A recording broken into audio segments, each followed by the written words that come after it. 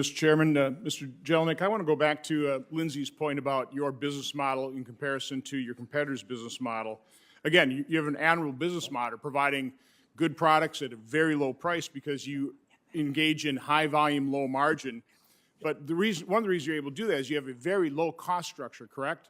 Do you have any idea, and again, you compete against people like Walmart, Sam's Club, but also you compete against little small mom and pop shop retailers as well. Do you have any idea of your cost advantage compared to a smaller retailer, maybe in a neighborhood? It's a little more convenient for consumers to get to versus going to yours on your locations in strip malls? I mean, what kind of, how much lower are your cost of sales versus a standard retailer that has a bunch of products just on the shelves? Oh, it could probably be from anywhere to 0 to 20%, 25%. No question about that. So you got lower costs. You probably have lower rent per square foot.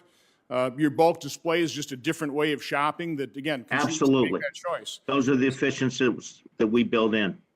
So again, you can afford $15 an hour, but some of your smaller competitors can't. Wouldn't it be true if you raise the minimum wage up too high, you start putting those smaller competitors out of business? That'd be an advantage to Costco, wouldn't it? We don't want to put anybody out of business because some of those small businesses buy from us. I understand, but that would be logical. But again, I think that's the concern a lot of us have is that, the 1.4 million people get lose their job, the businesses that can't afford whatever government dictates in terms of wage being put out of business. In the end, that's going to benefit people like Amazon and yourself that, again, have high volume, low margin, can afford to pay more than a smaller retailer.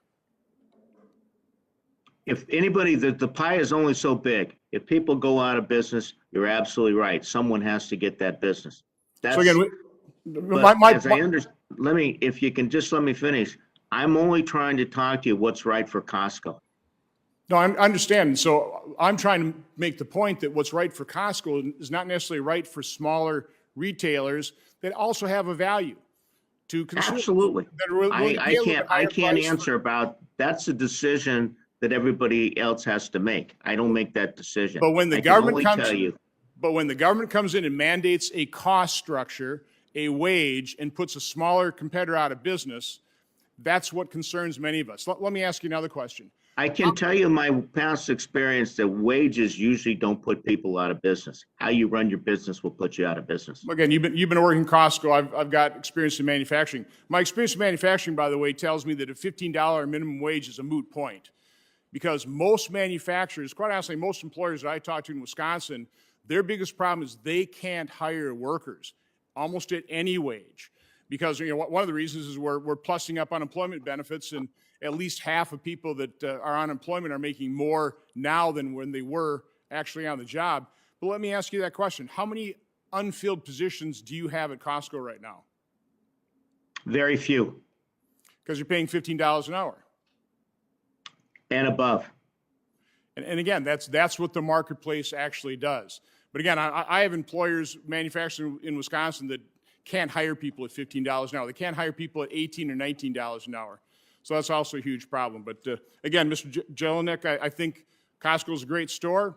It's the right place to shop for certain things. But again, I think those of us on this side of the aisle are certainly concerned about the smaller mom and pop shops that also provide products and services in a way that consumers value as well.